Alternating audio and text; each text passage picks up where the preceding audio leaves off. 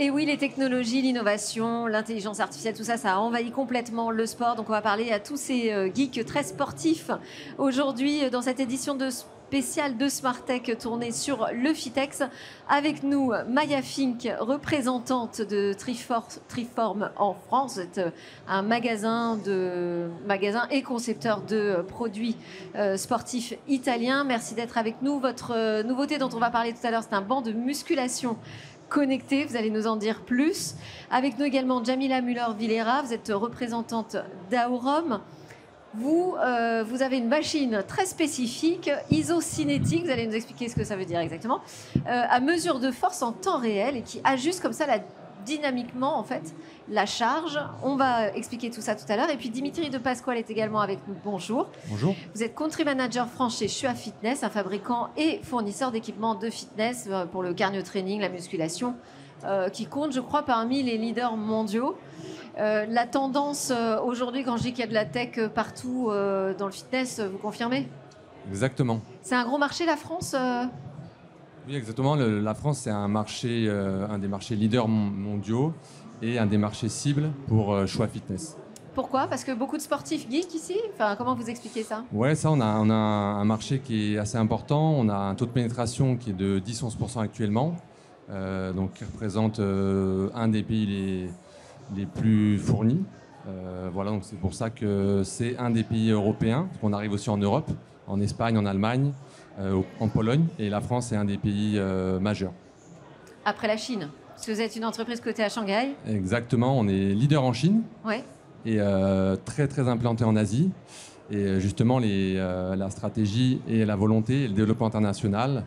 Donc c'est pour ça qu'on est là aujourd'hui. On arrive depuis 1 an en Europe, fortement, avec des filiales en direct pour pénétrer le marché européen.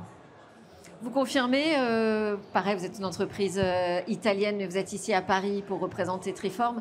Vous confirmez que c'est un marché important, la France Oui, absolument. En fait, fitness connecté. Oui, on essaie vraiment de pousser sur le marché français parce que pour l'instant, on est numéro 1 en Italie. On est producteur complètement, on est produit complètement en Italie, que c'est rare. Et alors, du coup, on essaie vraiment de ouvrir un peu plus le marché dans le marché français.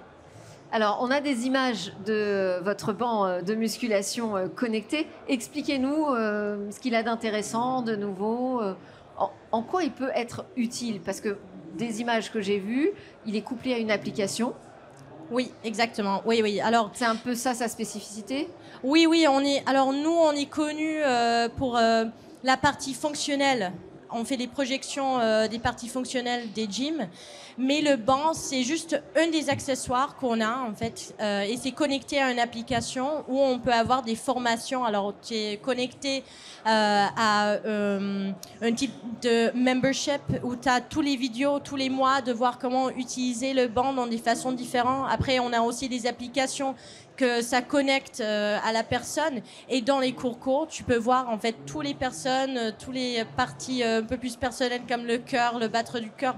Dans un cours, c'est pas mal pour avoir un peu de compétition. Alors ça, c'est hyper nouveau aussi. Ça met de la compétition et puis ça évite que ce soit lassant, parce que s'il y a des choses différentes à faire sur un banc, c'est plus intéressant. Il y a vraiment un enjeu de garder les gens captifs, de leur fixer des nouveaux objectifs. C'est un peu la même chose avec votre machine? Alors notre machine... Un sujet de motivation aussi? Tout à fait. Notre machine met l'utilisateur en compétition avec la moyenne de ses derniers entraînements et on voit tout de suite à l'écran, en fait, la majoration ou la péjoration de la performance. Alors, expliquez-nous comment elle fonctionne, votre machine, chez Aurum. Alors, notre machine permet de faire 6 exercices, on appelle ça le Big Six, qui travaille toutes les différentes parties du corps. Une barre vient de tomber. Voilà, exactement. Et puis, le client va, sur la machine, le logiciel va calculer la force du client et il va adapter la charge en temps réel, tout le temps.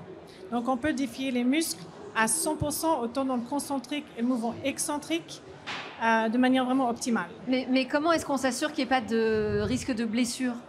Alors, elle est isocinétique. Ça, c'est une technologie qui a beaucoup été utilisée dans Expliquez-nous ça. Oui, la rééducation. Qu'en fait, la vitesse d'exécution du mouvement est extrêmement lente et contrôlée par la machine. Donc, il n'y a pas d'à-coup. Il n'y a aussi pas de poids. Donc, on ne peut pas laisser tomber un poids ou se retrouver avec une charge qui est. Donc là, ce qu'on vient d'entendre, le bruit de la barre qui tombe, voilà. Ça ne peut pas Chez arriver. nous, il n'y a pas de barre qui tombe. Voilà. D'accord, donc c'est ça aujourd'hui le risque. Enfin, en tout cas, vous dites qu'il y a un risque zéro de blessure parce qu'aujourd'hui, il n'y a pas de choses qui risquent de tomber. Le poids est adapté en permanence à notre capacité. Tout à fait. Donc, si tout d'un coup, vous ne pouvez pas donner autant en effort, ben, en fait, la charge, elle s'adapte tout de suite. Et vous voulez arrêter l'exercice, ben, elle arrête de pousser la machine. D'accord. Du côté de Schwab, vous avez aussi des nouveautés? Oui, des nouvelles machines que vous présentez ici? C'est ça. Après, pour parler de technologie, on a deux niveaux. On a sur le cardio training, on a les tapis qui sont très technologiques à plusieurs niveaux. On va avoir l'analyse de la foulée, donc pied droit, pied gauche, l'analyse de l'impact. Donc ensuite, le feedback est donné directement sur le tapis à la fin de la course, ou alors il est envoyé sur un cloud où les adhérents, les membres pourront le récupérer. Et ils ont besoin, les sportifs amateurs, d'avoir ce niveau de précision?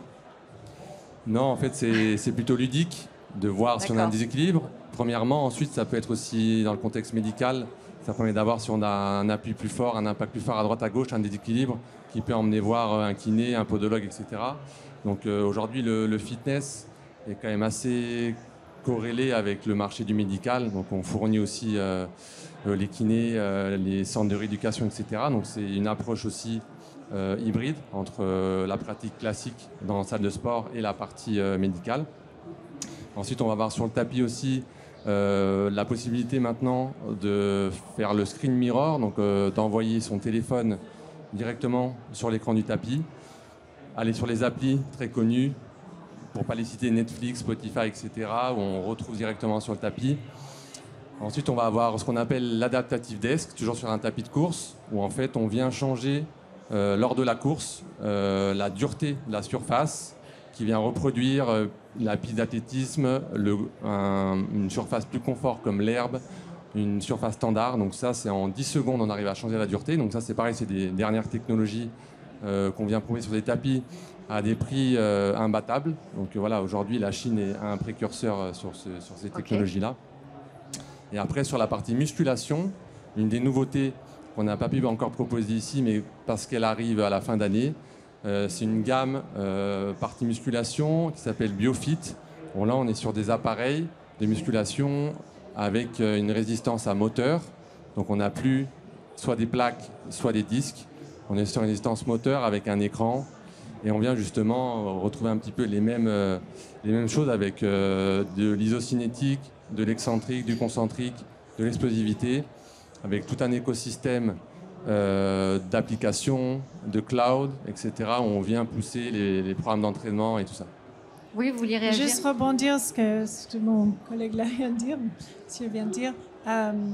Ce qui est chouette avec ce genre de technologie adaptative, c'est que ça peut autant défier quelqu'un qui est déjà extrêmement fort, très musclé, etc., à l'aise même dans un fitness, mais c'est aussi, de plus en plus, on se soucie de la longévité, du bien-être à long terme. Et pour ça, il faut une bonne masse musculaire, il faut la maintenir. Ça veut dire que même des personnes qui ne sont pas à l'aise dans un fitness ont besoin de faire de la renforcement musculaire.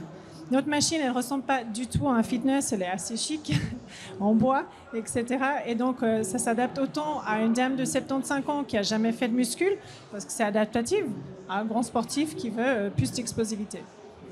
Et sur la question de où est-ce qu'on pratique davantage son sport, il y a la fréquentation des salles de sport qui a l'air d'être quand même en explosion avec les nouvelles grandes salles qui deviennent vraiment des complexes. Mais on voit aussi beaucoup de sport à la maison. Comment est-ce que vous voyez la tendance là pour les prochaines années?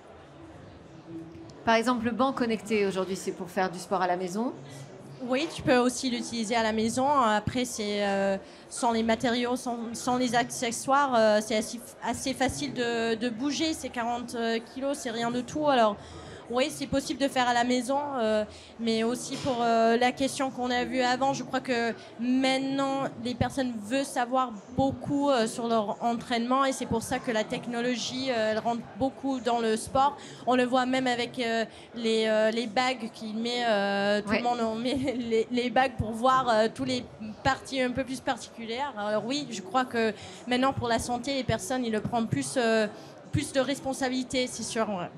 Ça, c'est du côté des utilisateurs. Après, je sais pas, est-ce que ça suit vraiment, par exemple, vous avez évoqué les kinés, est-ce que ça suit du côté du corps médical? Est-ce qu'on utilise maintenant plus facilement ce type de données? Voilà, justement, hein, depuis quelques années, le matériel permet de tracer plus facilement ça permet toute de le la faire, mais data. est-ce que c'est vraiment utilisé dans les parcours de rééducation? C'est vraiment utilisé parce Ouais. que les données, la data est très précise et ça permet une rééducation justement plus précise, plus adéquate, plus performante. Après, pour revenir à la consommation, je pense que depuis le Covid, on a un petit peu changé. On a une partie salle de sport, on a une partie home gym. On a beaucoup de demandes sur les home gym maintenant qu'on n'avait pas avant. Et une partie avec les wearables en extérieur. Donc c'est vrai que ça permet de mixer un petit peu tout ça. Donc on le voit, nous, la conso qui change. On a le socle de base qui est les clubs. Vous la voyez changer comment, justement? Bah justement, en fait, Avec quelque chose, un circuit beaucoup plus en boucle, c'est ça? Entre le sport que je pratique moi-même tout seul à la maison, celui que je vais pratiquer en salle et le suivi avec un médecin? Exactement, en fait, le médecin vient un peu fermer la boucle, mais en fait, justement, la data permet de l'emporter sur soi, enfin, avec soi, partout, qu'on aille en salle de sport, qu'on aille courir dehors avec les wearables, qu'on revienne chez le kiné, chez le médecin, etc. C'est une data santé, fitness, bien-être, par la digitalisation qui est bien plus simple à extraire et à proposer et à suivre. Donc aujourd'hui, on est avec l'ère de l'IA, justement. On en arrive, nous, avec les machines BioFit connectées, à mettre en place tout ça bien plus facilement qu'avant, où on ne pouvait pas forcément le faire. Et automatiquement. Mais j'ai l'impression que c'est quand même le début. Pour avoir testé très récemment une rééducation, pour l'instant, la donnée, moi, je ne l'ai pas vue exploitée, je ne l'ai pas entendu même ce mot. Moi, je pense que ces données vont de plus en plus être utilisées, surtout avec l'IA. Et puis que les gens vont aussi avoir accès à des outils qui leur permettent de les interpréter aussi eux-mêmes. Pas toujours avec le corps médical, même si on aimerait bien voir ça se développer encore beaucoup plus. Et aussi. Ouais. En plus, c'est plus, je crois aussi plus pragmatique. On n'a pas le temps qu'on avait peut-être avant et on veut faire les choses bien, on veut être en bonne santé et on veut être précise. Je crois que c'est ça la différence qu'avant. On n'a pas le temps de jouer avec trop, de tester. On a juste envie de faire dans la façon meilleure, dans le plus vite possible. Une recherche d'efficacité, en fait. Exactement, ouais. Mais alors, c'était la troisième question, justement, que j'avais pour vous trois, pardon, ma dernière question pour vous trois, c'était le niveau de facilité de rentrer dans ces applications, de les utiliser, que ce soit pour les utilisateurs, pour les salles de fitness, pour les médecins. Ça demande quand même un peu d'apprentissage, non? De découvrir toute cette façon de récupérer de la data à travers les applications et les objets connectés de santé. De sport santé. Alors, je vais me permettre d'aller en première parce que c'est hyper facile. Le mien, c'est un peu différent. C'est pas attaché au banc, par exemple. C'est juste deux choses séparées qui sont mises ensemble, en utilisage ensemble. On a la bande qui va sur le bras et ça permet de avoir le data, mais c'est pas le banc en fait qui fait le data. Alors c'est comme la bague, mais dans un courco. C'est ça, c'est un peu plus facile. Et ensuite, à côté, si je veux, j'ai l'application qui peut m'extraire les données. Pour nous, en fait, l'application... C'est un enjeu, ça, de ne pas complexifier l'usage de ces machines. Tout à fait, aussi. non. Elle est très simple d'utilisation pour suivre ces données, sa performance. Après, notre société Argonaut Technologies a un API qui est développé pour pouvoir l'intégrer dans, par exemple, un centre de fitness ou une application de santé qui aimerait intégrer ces données.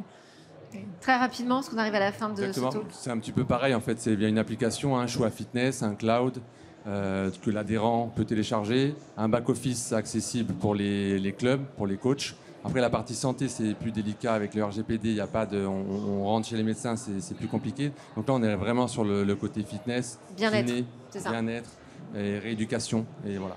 Bon, ça tombe bien, parce qu'on va s'interroger justement sur ce qui est une donnée de santé juste après.